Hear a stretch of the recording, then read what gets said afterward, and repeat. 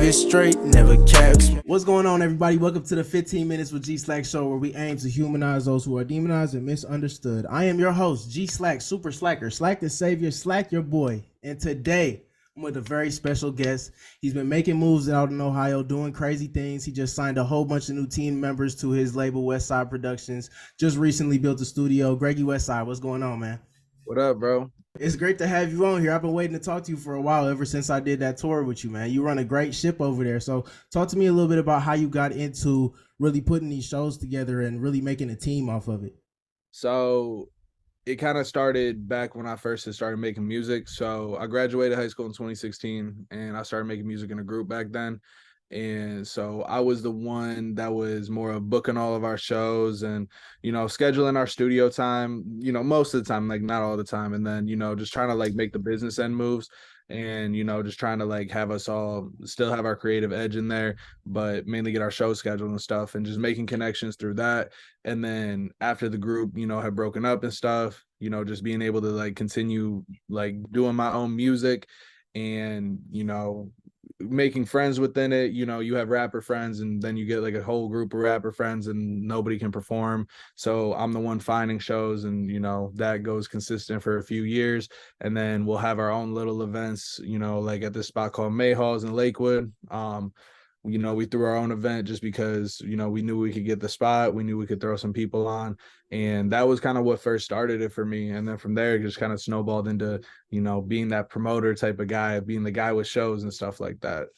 So you were doing rapping for a while and you were doing a lot of shows for a while you were doing that. What do you like doing more? Do you like being the guy sitting in the back collecting all the bands, or do you like to be the guy on stage? I mean, you do both sometimes. Yeah, so all right, the thing is that now there's no way I'm getting on stage and doing this shit anymore as a rapper. Okay. So that part of my life is over. At least for now, maybe there'll be a farewell tour or something like that, a farewell show, farewell album, I don't know.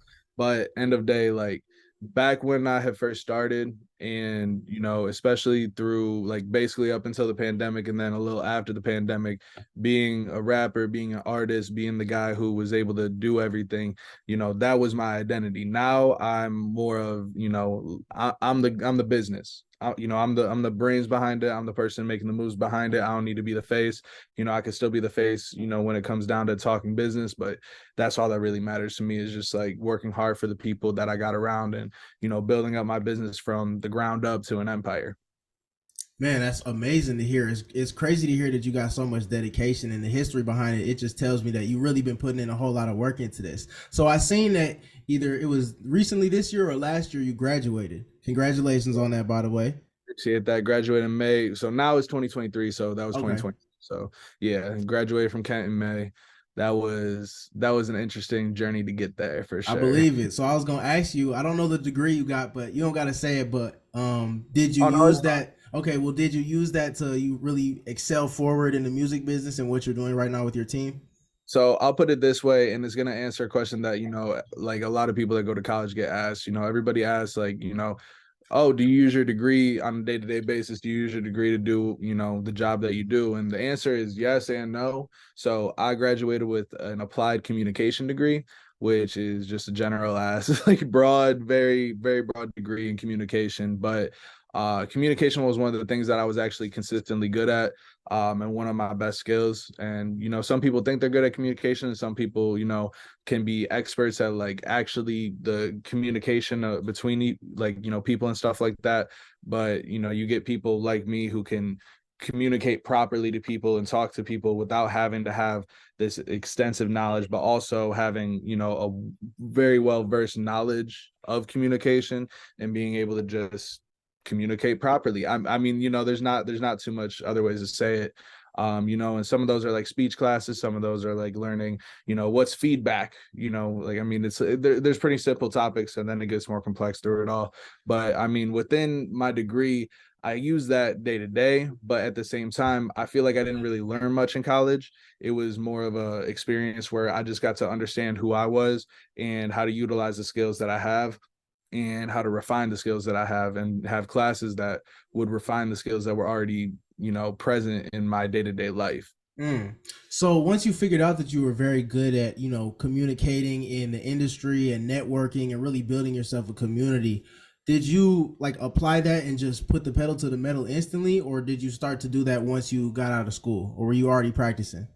Like I said, you go from, being the rapper and getting on these shows to, being in a group and stuff to being solo and then having a bunch of rapper friends. And then, you know, every friend group has that like group leader, like has like, those few people that stick together and stuff. And then just also have like groups of friends.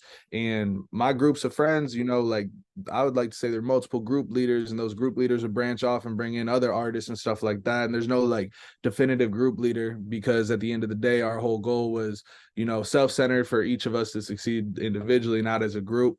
And then also to, bring as many people together. And then once we started doing shows, it's like, okay, boom, you need to get, we need to find this many people. We need to find this many people. And then just expanding, our reach, going from a bar in Parma, Ohio that didn't have heat in the winter, throwing shows there, to now, throwing shows at venues with 1,000 capacity, consistently having, 300 capacity venues, 400 capacity venues that have all the works, and like a very good staff and stuff like that.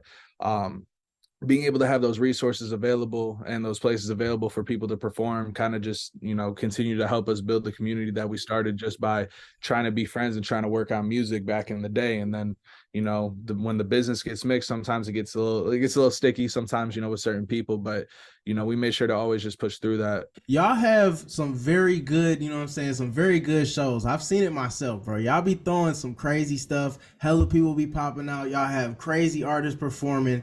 But do you have any lows that you could tell me about? Any like show or tour horror stories you could give me? I mean, I could tell you that, there are shows, and this is for every promoter, and I'm not going to say, which one of my shows or which one of whose shows had this, that, and the third happen, just because Yeah.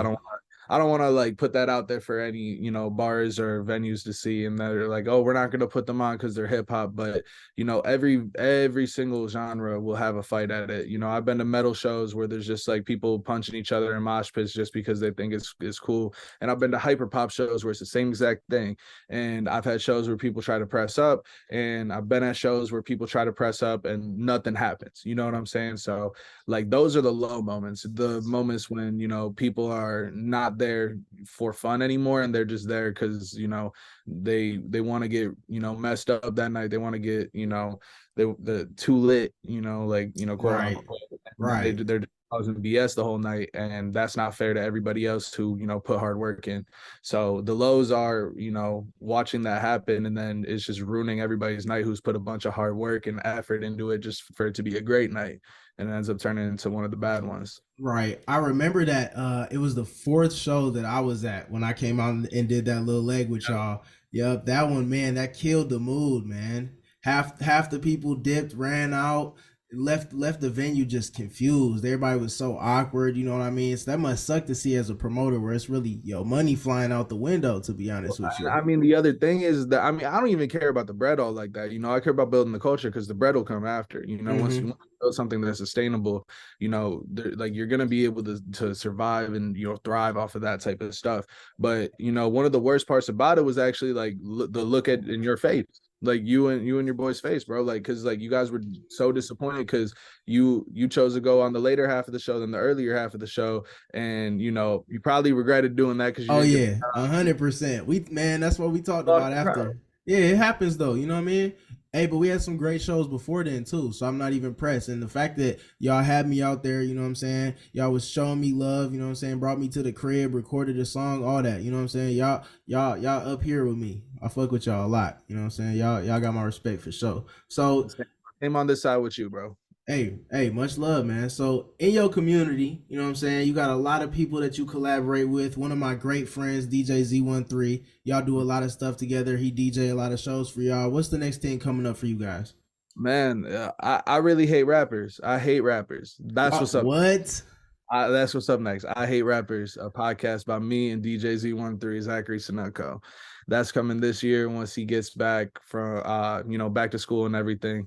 Going to be recorded at the WestSide Productions studios. And we're going to talk about, why I hate rappers, why he hates rappers. But I love artists. And artists, Yeah. they go they go deep into their artistry. They're humble. They know when to humble themselves. They know when to have their ego out, and they know what is best for them.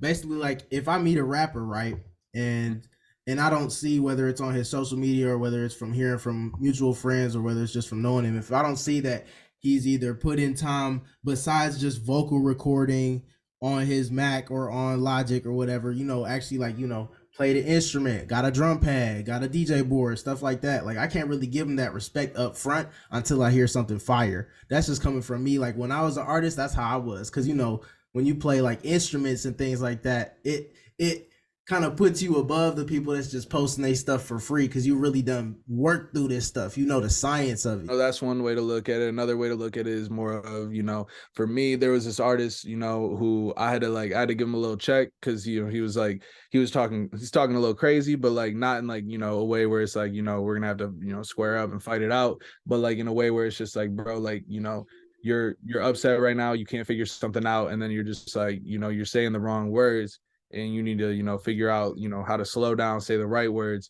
And we had a little talk about that, and he was like, okay, my bad, like, slowed it down, got everything fixed up, we were good. And then he went out, he did his thing on the show.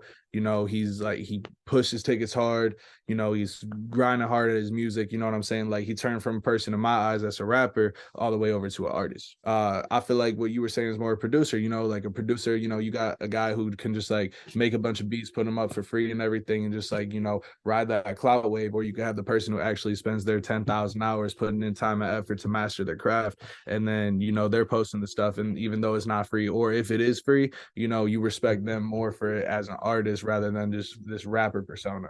Exactly. Yeah. It just comes down to me looking at it like just because I have that experience as well. That's the only reason. Do you have any experience yourself, with instruments or music at a young age? No, not at all. So Impressive. yeah, so I did not do choir or anything. I think I played the recorder just like everybody else in elementary school, but that's about it. And I was more just focused on baseball literally up until my junior year of high school, and then got a little interest in rapping, and then late in my senior year after graduation, kind of just took it and ran with it from there. How much was it to build that studio? Because that shit is beautiful. If you don't want to give me a price, you don't have to. But we can play higher or lower. All right, so like, all right, let's do higher or lower. I'm gonna include all the work and man hours we put in, type of deal, and then all the materials that we put in, and then all the equipment costs too, Okay. in the higher or lower. Okay. Here we Yeah, go. We're gonna say I'm gonna start it off higher or lower than I'm gonna just lowball it. 4 bands. higher, 9. lower for sure, Okay. All lower right. for That's sure. all. We ain't even gotta say no more. That's some shit right there. That's Well, because like impressive. you gotta think about it though, because like the first thing, or like the only thing you actually gotta like really talk about price wise that like everybody's gonna know is like when you have like a Mac or like an iMac type of deal, or anything. Honestly, anything that's like newer and that will run and function is 1 to 2 bands no matter what. Like being the one that starts a business and leads the business and everything. That's me. I'm gonna stick in that role and everything. And I'm proud of what I've done. Like my first studio setup, that was bought from my cousin that has like 2 kids. You know what I'm saying? That like I'm just close with their type of deal. So like, everybody that's in my life that knows I'm passionate, knows I work hard about this. They've done what they could to help me out throughout my entire life, and that's just how I view everybody else in my life. That's working hard for something. So I feel like that's kind of where the attitude comes from. Yeah, that must have given you an insane boost of confidence at the beginning, like when you started and you really seen everyone giving you that support. You know what I mean? Because a lot of artists Yeah. and producers, engineers, label owners, it don't start like that. A lot of people, they just everyone trying to beat them down and they're not trying to see them win because everybody else trying to do the same thing. But when you have supporters like that, it really changes your trajectory. So let's talk a little bit about the future, man. What can me and the viewers be expecting to see out of you and your team in the next 3 months, besides the podcast? So not only the I Hate Rappers podcast, but we got 2 other podcasts coming for WestSide Productions. We got I Got a Question with Quez, hosted by Quez, and then we got Inside the West Side, which is going to be hosted by one of our engineers, Salty, and then Ozemene, Mr. Oz Most Hated. That's my guy. He also has a reality show, so check it out. It's kind of dope. Does everything off his phone. Then from there, you know, we're going to see a lot more social media content. You're going to see a lot more music being dropped. I got 6 artists: Isaiah Linder, Sam 1R, aka Mr. Samir. You got Carter Cloud, you got Joshua Christian, you got Cash Thomas, and you got Elijah Nelson. All of them are getting music out within the next 3 months. You're also going to see one of my producers that I signed, Mr. Obi Digital, the 17-year-old prodigy, drop his Yep. first tape. You know, you're going to see that happen. And then, I mean, aside from that, you know, kind of just a wait and see. We got a mini tour coming up, a little 3-day tour coming up for it's going Columbus, Cincinnati, and then Cleveland. So after that, you know, we're gonna have a lot of stuff this year, a lot of stuff. We had 41 shows, 41 or 42 shows last year. We worked with over 200 artists last year, and you know, like, we built a studio. You know, we, you know, signed 6 artists. You know, we signed a couple of producers as well. And you know, I'm very excited for what this year holds, and you know, our goals for this year and the team that we built. Anybody else you want to shout out before we done? I mean, there's too many people I want to shout out. You know, I'm going down and listing my whole entire team as of right now. All right, So come on then. first off, I'm gonna start with my 2 guys, Sam Casino and Just Cam. They're starting to run shows with WestSide Productions in other markets such as Cincinnati and Akron. So then I'm gonna list the rest of the team. You know, we got Mr. Boy in Jeans, Young Cap, my beautiful girlfriend Mercy Ray, Carter Cloud, Joshua Christian, Quez, DJ Renzo, Samir, Obi Digital, Cash Thomas, J Work, Elijah Nelson, Salty, OZ, Keep going. Linder, Jonas Evans, Keep Danielle, going. and Mr. Pay the Cost, our new video guy. That's right. That's Yeah. goddamn right. Y'all heard it here first, folks. That big ass team making the moves. Y'all see it. Y'all see it. All right, man. Before we done, can I have you say my tagline real quick? What's the tagline? The tagline is I am I Greggy am. West. No. I'm gonna just hate. I'm gonna have you say the whole thing. Hold on. Say I am Greggy Westside, and I just did 15 minutes with G Slack, and then we gonna bounce. I am Greggy Westside, and I just did 15 minutes with G Slack, and we out. We out. Yes, sir. Yeah. I said Big G Slack, give it straight, never caps.